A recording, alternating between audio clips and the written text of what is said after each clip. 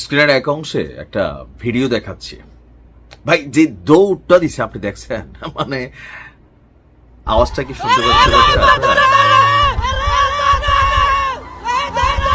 যুক্তরাষ্ট্রের নিউইয়র্কে এই দৃশ্যপট দেখার পর একটা জিনিস তো আসলেই কিন্তু আওয়ামী লীগ সম্পর্কে মানুষের ধারণা সত্য যে আওয়ামী লীগ আসলেই কিন্তু ভয়ঙ্কর। কারণ আওয়ামী লীগের শাসন আমলেও বাংলাদেশের অনেকেই বিদেশ গিয়েছেন, যেমন শাইম ওসমান গিয়েছেন।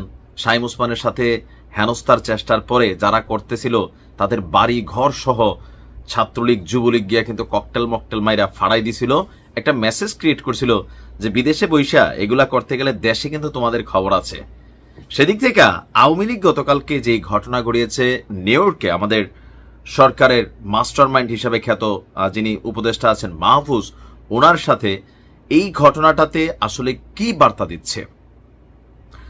নিউ ইয়র্কে বাংলাদেশ কনসুলেটে একটা প্রোগ্রাম ছিল, তো এই প্রোগ্রামটার মধ্যে প্রধান অতিথি, প্রোগ্রামটা ছিল জুলাই গণঅভ্যুত্থানের বছর পূর্তি উপলক্ষে বাংলাদেশ কনসুলেট অফিস নিউ ইয়র্কের যে শাখা আছে সেখানে একটা অনুষ্ঠানের আয়োজন করে।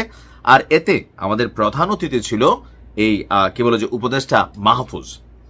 এই অফিসে ঢোকার সময় আওয়ামী লীগের কর্মী সমর্থকরা ভিডিওর প্রথমে যেমন দেখছেন যে দৌড়টা দিছে, এরকম ভাবে দৌড়াইয়া তথ্য এবং সম্প্রচার উপদেষ্টা মাহফুজ আলমকে হেনস্থার চেষ্টা করেছে। নিউ ইয়র্কে স্থানীয় সময় রোববার সন্ধ্যায় এই ঘটনা ঘটে। তবে এই ঘটনাগুলো কি বাংলাদেশের জন্য আসলে পজিটিভ? বিদেশিদের কাছে কি বার্তা দিচ্ছি আমরা? আগেও এরকম হয়েছে, তবে এতটা ডেঞ্জারাস হয় নাই, পরিস্থিতি এতটা খারাপ গেছে। দিন শেষে আপনার এই কনসুলেট অফিসের যে দরজা কাচের সেটা ভাঙা হয়ে গেছে, মানে ফাইটা গেছে। তারপর হচ্ছে ডিম ছুটছে, এবং কি উপদেষ্টা মাহফুজ ভয় পাচ্ছিলেন যে তিনি কিভাবে এখান থেকে বের হয়ে যাবেন। পরে কনসুলেট অফিস আপনার নিউ ইয়র্ক পুলিশের সহযোগিতা নিয়ে তাকে সেখান থেকে বের করে বাসায় পাঠাইছে। মাহফুজ আলম ঢোকার সময় কনসুলেট অফিসের সামনে আওয়ামী লীগের পতাকা হাতে জয় বাংলা জয় বঙ্গবন্ধু দিয়ে, মানে স্লোগান দিয়ে কর্মী এবং সমর্থকেরা বিক্ষোভ করেন। ইভেন মাহফুজ আলমকে মারার জন্য বাংলাদেশে এই যে ডিম ছোড়ার যে সংস্কৃতি আমরা বিদেশে নিয়ে গেছি, তবে বিদেশিরা টমেটো মারে, আমরা বাংলাদেশের তারা বিদেশে গেলেও ডিমই মারি, এটাই প্রমাণিত। আপনার মাহফুজকে উদ্দেশ্য করে তারা ডিম ছোড়েন, তারা মাহফুজ আলমের বিরুদ্ধে বিভিন্ন স্লোগান দেন, কনসুলেট ভবনের কাচের দরজাটাও ভেঙে ফেলেন। প্রেস মিনিস্টার গোলাম মর্তুজা তিনি আপনার ওয়াশিংটন ডিসি থেকে ওই অনুষ্ঠানে এসে যোগ দিয়েছিলেন। আর এখানে দিন শেষে প্রোগ্রামটা একটু এলোমেলো হয়ে গেল। তো সবকিছু মিলিয়ে এখানে তিনি ভারতীয় টেলিভিশন এবং গণমাধ্যম বন্ধ করে দেওয়ার আহ্বান একটা ছিল, সেইখানে তিনি বলছেন আমি কোনো কিছু বন্ধ করে দেওয়ার পক্ষে নেই, আমি সবসময় বিকল্প ভালোর কথা বলে এসেছি, আমি আওয়ামী লীগের কোনো কিছু বন্ধ করে দেওয়ার পক্ষে নেই।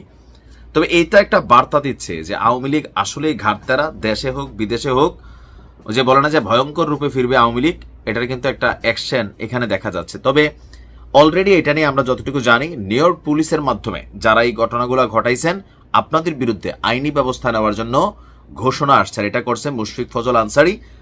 তিনি বলছেন যেটা নিউ ইয়র্ক পুলিশের মাধ্যমেই জড়িতদের চিহ্নিত করে ব্যবস্থা নেওয়া হবে। আসলে কি এরকম ব্যবস্থা আছে ভাই? এটা হবে না। এটা মুশফিক ফজল আনসারী ভাই নিজেও বলার জন্য বলছেন, কারণ ফ্রান্সের প্রেসিডেন্ট ইমানুয়েল ম্যাক্রুকে একজন জনতা থাবড় দিয়ে ডাইরেক্ট থাবড় দিয়ে ফেলছিল। পচা ডিম মারা এগুলো এই দেশে নর্মাল। সো সেক্ষেত্রে এই ইস্যুতে নিউ ইয়র্ক পুলিশ কোনো ভূমিকা পালন করবে বা আমার মনে হয় না আর কি। তারপরেও এই ধরনের ঘটনা হওয়া উচিত না, দেশের মান সম্মান জড়িত এগুলোতে।